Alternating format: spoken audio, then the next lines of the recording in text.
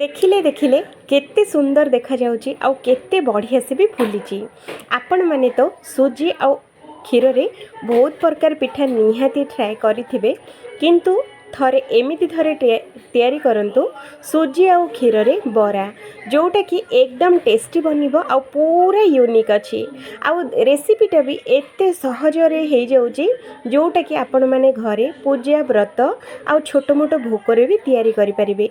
पिठा तो बहुत प्रकार बनौथिबे किंतु थरे एमिति बनै कि देखंतु सुजी क्षीर रे आपण मानकु बहुत ही पसंद आसीबो सुजी क्षीर बरा। तो आसंतु देखिबा केमिति बना जाए। जदि फर्स्ट टाइम वीडियो देखु थांती तो वीडियो को गोटे लाइक करंतु आउ दया करिके चैनल टी को सब्सक्राइब करंतु। आमर वीडियो अपलोड होला मात्रे सबुठारु प्रथमे आपण देखिया पई। तो आसंतु देखिबा केमिति बनेबा। तो एठी देखंतु फ्रेंड्स मु गोटे बाउल नेइची ता देहरे मापिकी एठी हमें कौन करबा गोटे कप सुजी एठी हमें दबा। तो सुजीटा एठी मु मोटा सुजी दौची आपण मैंने चाहिए सरुदाना वाला सुजी भी दे पारिबे। तो ये भाग मापटा पूरा परफेक्ट रखिए आपण मैंने भी परफेक्ट सुजी बरा बन पारे। तो ये मु गोटे कप नहीं सुजी। तो ये आम कौन करवा नख उषुम क्षीर ये आम दबा गोटे कप। तो देखिपे फ्रेंड्स गोटे कप सुजी को गोटे कप क्षीर। तो ये क्षीर आउ सुजी को भल से थरे आम एमती गोले नबा।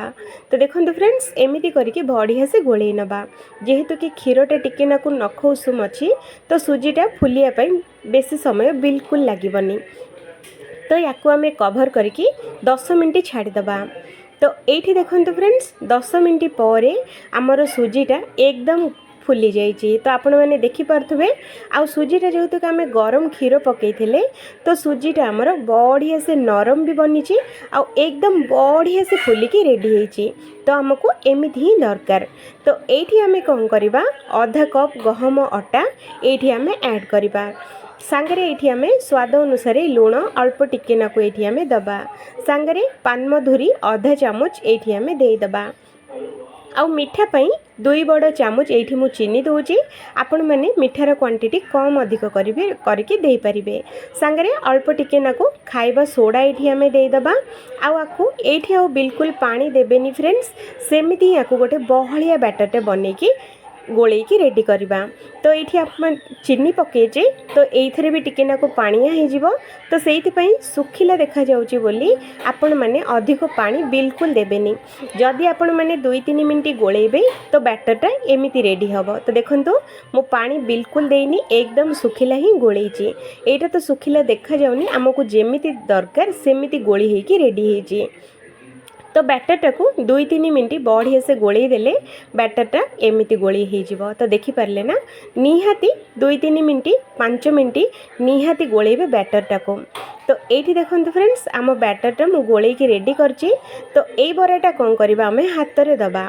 तो ये देखो हाथ में एमती छोट छोट करके एमती आम छाणीबा। तो मुझे आपण मानक देखौची को साइज रो बनैले आपण माने परफेक्ट आ सुंदर बरा बनै पारिबे। तो एमती ही बनैबा। आउ ये देखो फ्रेंड्स मु किछि तेल गरम करिछि तेलटा ये आमर मीडियम गरम अच्छी। तो गरम हो सारा पर ये आम कौन करवा छोट छोट बरा ये आम दबा। तो ये आपण मैंने आउ कौन भी सेप भी बनई कि दे पारिबे किंतु एमिति जदि सेप देबे तो आपन को बहुत ही सहज हम। आउ ए बराटा तेल रे पड़िला मात्रे ही ऊपर को भासी उठिबो। आउ ए बरा छाणिया पई आपण मानकु बेसी समय बिल्कुल लागबनी मात्र 2-3 मिनट भितर एमिति गोल्डन कलर हो जिवो। पको पको कलर चेंज हम। आउ पड़िला तेल रे पड़िला मात्रे एकदम बड़ बड़ होइकी फुलिबो। जो साइज रे आपण माने पकईथिबे ताठू 2 गुण बड़ होइकी फुलिबो। तो से टिके नाकु छोट छोट तेल देबे जदि से गुड़ाक पूरा गोटे सेप्रे आ गोटे साइज रो बरा फुलिकी रेडी हम। तो ये मुझे छोट छोट पकईली ये देखिपे केते बड़ बड़ होइची। तो याकू आम कौन करवा मीडियम फ्लेम रे ही याकू उलट पलट करके चारिआडू बढ़िया से सेकी नबा। जेतेबेले बढ़िया से कलर आसीजिव आ बढ़िया से फ्राई हो जिवो तो एमिति करके सबुतक जाली चटुरा में बाहर करि नबा। आ बाहर कर सारा पर सांगे सांगे आ गोटे प्लेट को आम सर्व करि नबा। फ्रेंड्स देखंतु रेडी हो गला आम क्षीर आउ सुजी रे बरा। यही बरा निहाती थरे ट्राए करंतु आपन को बहुत ही पसंद आसीबो। आउ टेस्ट तो बहुत ही बढ़िया होइथिला। भितरु एकदम जालीदार आउ एकदम सॉफ्ट होइथिला। आउ ऊपर चमड़ाटा एकदम क्रिस्पी होइकी लागुथिला। खाइला बेलकु बढ़िया लागुथिला।